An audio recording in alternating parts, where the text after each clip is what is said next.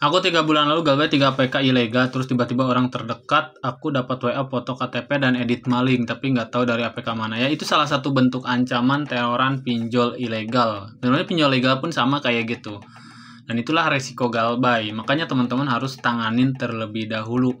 Ya, biar itu intinya kan itu penyebaran data.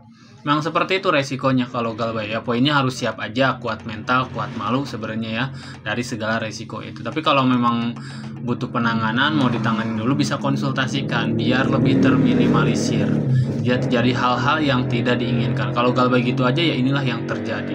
Itu ya. Makanya antisipasi, minimalisir dulu. Kalau butuh bimbingan bisa konsultasi ke WA saya. Oke, makasih. Kalau aku lebih tim hapus data, alhamdulillah galbay APK hampir 23 juta kehapus datanya. Nah, masih banyak sekali teman-teman ya yang tapping komentar seperti ini ya. Karena teman-teman di sini masih banyak yang tergiur. Padahal orangnya yang nggak jelas ya, tahu tentang pinjol aja nggak, taunya justru adalah yang seperti itu menipu orang. Makanya untuk teman-teman yang cerdas, kalau memang ibaratnya mau konsultasi ke yang buat video.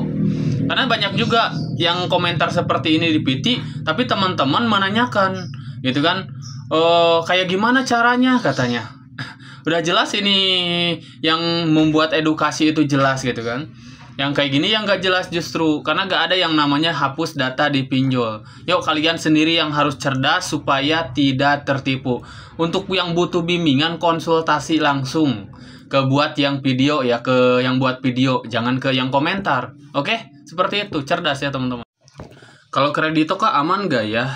Sebenarnya kata aman gagal bayar itu akan kembali ke diri nasabah masing-masing. Ya, faktanya semua aplikasi ya bisa-bisa aja galbay, karena galbay ini kan bukan salah satu sengaja kita galbay, tapi karena keadaan kan gak mampu bayar. Tidak aman galbay kalau kita tidak bisa melakukan penanganan ataupun belum siap dengan resikonya. Jadi semua aplikasi aman saat kita sudah siap, kita tahu penanganannya. Makanya untuk teman-teman yang memang tidak bisa sendiri, butuh bimbingan, konsultasi aja ke WA yang ada di bio profil biar ya galbay itu aman, kayak seperti itu. Minta solusi untuk peminjam yang sudah meninggal dunia untuk HCI. Sebenarnya ini udah ada ketentuannya ya, masalah nasabah meninggal dunia, yaitu ada yang namanya asuransi, itu yang paling diutamakan. Kalau kalian baca nih dari sini nih, ya. Asuransi diperuntukkan juga untuk salah satunya yang meninggal dunia ataupun kecelakaan. Udah jelas faktanya. Jadi sebenarnya tidak perlu dibayar ya. Jadi tidak perlu dibayar karena sudah ada asuransinya. Dan asuransi ini klaimnya gimana? Sebenarnya nggak perlu diklaim. Karena nanti si pihak perusahaan aplikasi pinjol juga seperti HCI-nya juga akan mengklaim asuransi sendiri. Gitu ya. Tapi untuk si nasabahnya ya buktikanlah, tunjukkan bukti bahwa si nasabahnya itu udah meninggal, termasuk ke jasa penagihan. Misalkan contoh ada yang datang ke rumah, udah ngomong baik-baik, utarakan baik-baik bahwa memang si nasabahnya sudah meninggal. Dan ini kita pihak keluarga juga nggak akan bayar lagi, gitu aja. Biarkan prosedur yang berjalan, nanti ya ada asuransi itu sendiri. Tunjukkan bukti kematiannya, kan gitu. Sebenarnya kalau dalam pinjol ini, walaupun ibaratnya kita nggak bayar juga, si pinjol mah udah berhak mengklaim asuransi. Walaupun ibaratnya nasabahnya misalkan nunggak karena nggak mampu bayar gitu, maka mengklaim asuransi berhak. Tanpa kita harus ngurus sebenarnya, nggak perlu kita ngurus ke sana ke sini sebenarnya. Ada juga memang si pinjol berhak langsung mengklaim asuransi. Itu di dalam aturan OJK-nya. Seperti itu ya. Terima kasih. Kak, gimana cara ngadepin penagihan yang ngancem sebar data dan telepon semua kontak? Pertanyaannya bagus ya. Caranya seperti apa? Kalau problemnya ibaratnya hanya pengancaman yang mereka lakukan, abaikan, acuhkan. Ya, sebenarnya nggak perlu didengerin. Mereka mau ngomong apapun, mau ngomong gimana pun gitu kan, nggak perlu didengerin. Cuman poin kita adalah memang harus melakukan penanganan, karena galbay pinjol jelas penyebaran data kan potensi terjadi. Ya. Bukan hanya kita memang harus dengerin mereka dulu ngancam-ngancam mau sebar data, telepon ke semua kontak. Bukan, nggak perlu. Itu mah didengerin, nggak perlu didengerin.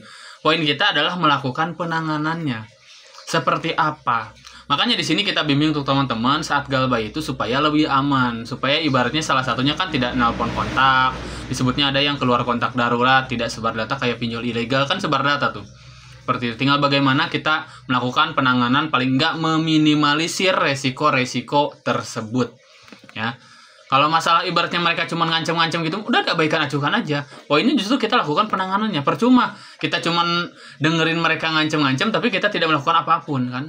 Seperti itu. Justru kalau galbay mah nggak perlu nunggu mereka ngancem-ngancem dulu, tapi pas kita sudah mengambil keputusan gagal bayar, kita mulai persiapkan resikonya seperti apa, penanganannya kayak gimana gitu. Jadi walaupun mereka mau ngancem kayak gimana pun, kalau kita sudah persiapkan, kita sudah melakukan penanganan, kan nggak perlu didengerin, udah aman kok, mereka juga nggak akan ada akses. Seperti itu poinnya. Nah, untuk teman-teman yang butuh bimbingan, makanya yang tidak bisa galbay sendiri ataupun memang tidak bisa melakukan penanganan resiko gagal bayar, silakan konsultasi ke WA yang ada di bio profil. Oke, jika saya sedang live, kalian bisa join live saya. Oke, terima kasih. Belajar hadapi yang datang gimana Kak cara hadapinnya? Tinggal belajar, memang tinggal belajar ya. Sebenarnya tinggal searching aja di YouTube juga banyak cara hadapin kolektor lapangan. Sebenarnya simple. Ya simple sekali. Ya tinggal Anda mau belajar. Tapi kalau memang butuh bimbingan secara langsung gitu kan, bisa konsultasi. Nanti konsultasi ke WA yang ada di bio profil, masuk bimbingan. Termasuk menghadapinya juga kita dampingin. Kalau di dalam menghadapi kolektor. Jadi bukan hanya diajarkan aja kalau dalam bimbingan itu, tapi didampingin juga. Salah satunya kan misalkan jauh, tinggal telepon aja.